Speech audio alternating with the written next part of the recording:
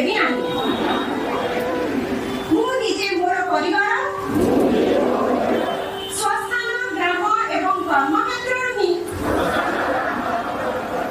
ସ୍ୱଚ୍ଛତାର ଅଭିଯାନ ଆରମ୍ଭ କରିବି। ବିଶ୍ୱର କେତେକ ଦେଶ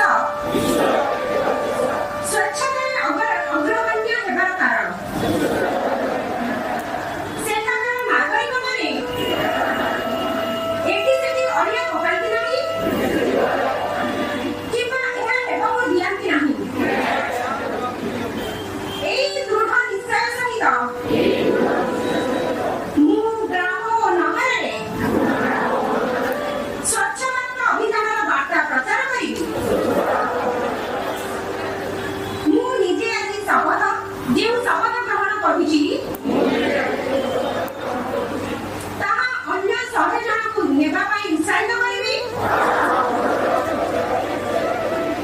ମୁଁ ସେମାନଙ୍କୁ ସ୍ୱଚ୍ଛତା ନିମନ୍ତେ 100 ଘଣ୍ଟା ସମୟ ଉତ୍ସର୍ଗ କରିବା ପାଇଁ ପ୍ରବର୍ତ୍ତାଇବି।